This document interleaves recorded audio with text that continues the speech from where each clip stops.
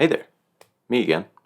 Welcome back to another video, and today's video I'm very excited about because I finally got to do something that I've been wanting to do for a long time, and that is photograph fog on black and white film.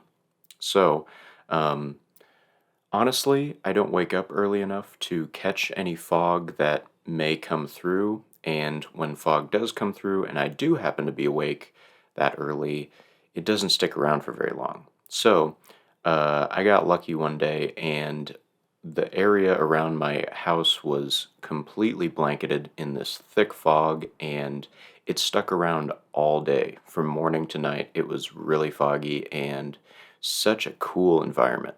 Fog is one of my favorite weather conditions, and I've never really gotten to photograph it until now. So, sit back, relax, and enjoy this video about me shooting fog on black and white film. For this shoot, I decided to use Street Candy ATM 400, which is an old ATM surveillance film, and my Yashica Minister D.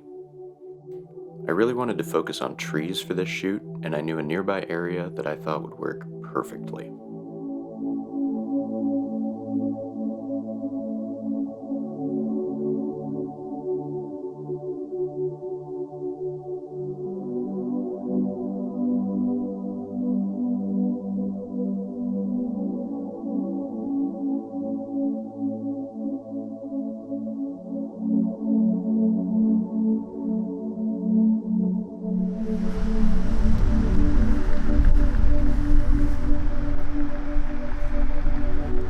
Would you look at that composition?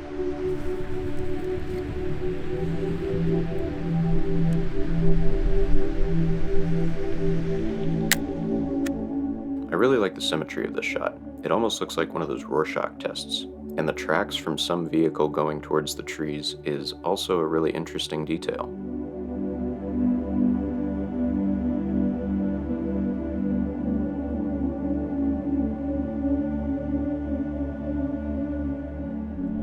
Now I'm walking towards a little park bench that I think should look pretty sweet. There's the bench way over there. We're foregoing the bench. That tree is all by itself and it would look so sweet.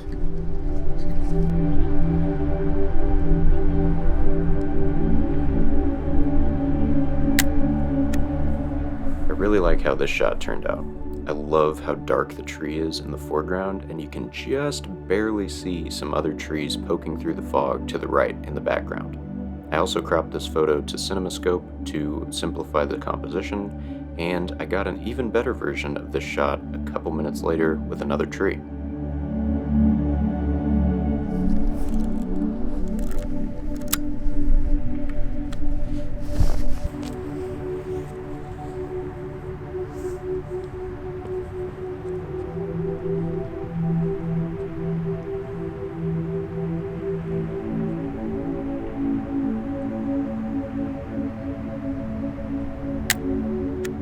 And this is the photo I was talking about. Same idea with the single tree and CinemaScope aspect ratio, but I like the shadow that the tree casts on the ground, and the trees in the background are a little more visible, which is nice.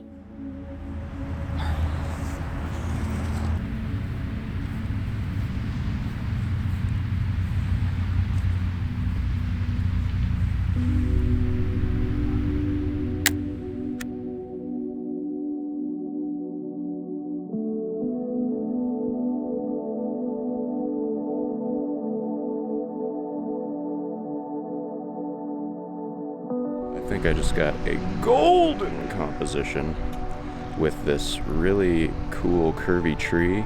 There's a man walking kind of ahead of me, and he stopped to take a picture of another tree, and I caught him walking in between all of these trees with the fog. I think it's going to turn out sick if it develops right, so we'll see. Thanks, guy. I think this is the best shot I got all day. The trees in the foreground have such an unsettling shape to them, and the man in the middle of the frame walking into the fog is just so interesting and mysterious. I took another photo of this guy that isn't near as good, but I do like how the power lines lead your eye right to him. Now this tree is really cool. This is what I used in the composition of the guide, but I was coming over here to try and play with using this as a foreground element with some trees in the background. So I'm just going to kind of circle around this and see what I can find. I found my composition. Let's do it.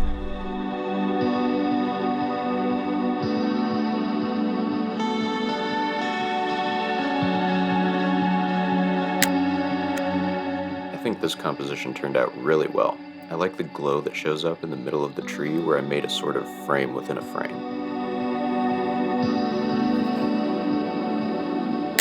I tried the same sort of thing with a couple different sets of trees, and I don't think they're quite as good as the first, but they do make a good set when you put them all together.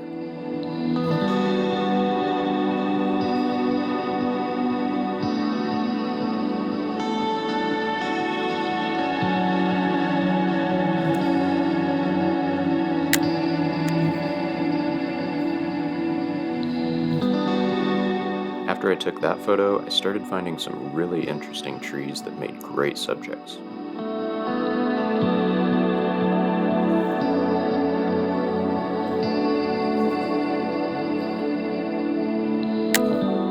This one is fantastic. It reminds me of the video game Limbo, if you've ever played that.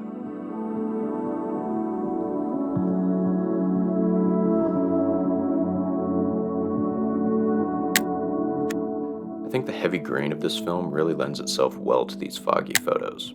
This one turned out exactly how I hoped it would. And here's another set.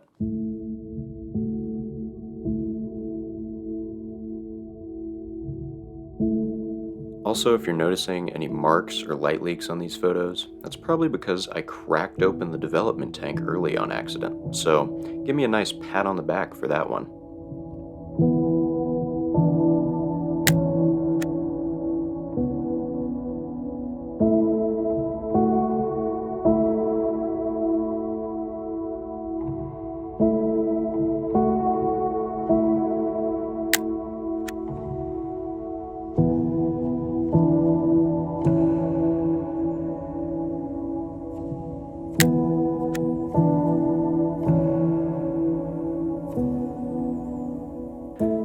And with that, my quest to photograph fog on black and white film was complete.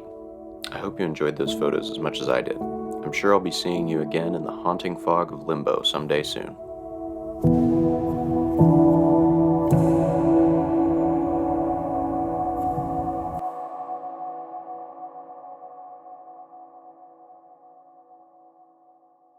So, I hope you guys enjoyed that video about me shooting black and white film in the fog. Honestly, despite any of the things that went wrong, I think I got some really nice photos that I'm really proud of. I think the Street Candy ATM 400 did really well, and I think the heavy grain that it has just really lent itself really well to that kind of a shoot. Also, if you are using this video as kind of a review of ATM 400, I might look at some other videos and not assume that your results are going to look exactly like mine because, once again, I did accidentally crack open my development tank early, so I exposed the film to a little bit of light, and I'm not really sure what that does to the characteristics of the film, if it makes it grainier, noisier, whatever. But yeah, maybe go watch some other videos about Street Candy ATM 400 if you're planning on using it for the first time. So I don't know if I would use this Street Candy ATM 400 regularly. It worked really well for this particular shoot, but the film itself is much thinner than most black and white or color film stocks, and the creator of this film actually talked about that. I don't know what it is about the use case for this film, but I'm sure the developers of it originally had planned to make it thinner so that they could fit more in their ATM machines and not have to change it as frequently. But yeah, because it's so thin, I would be worried that at some point during shooting or developing, I would bend it or crease it or rip it or something like that. And that's enough of a worry that I probably would use a different film regularly when I want to shoot black and white. So, out of this shoot, I think my favorite photos that I took were that second CinemaScope photo, the one with the guy in it, I think that one's awesome. And the two photos after that that I said kind of looked like the video game Limbo, I just think those turned out exactly how I wanted, and I don't know, I just got the look that I was hoping for, and there is nothing better than that when you're shooting film.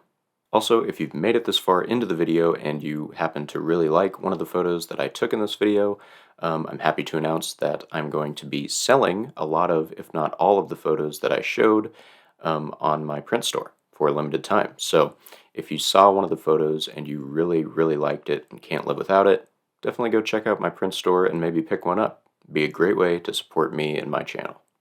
So that's about it for this one. I hope you guys enjoyed it. I'll see you next time. Bye now.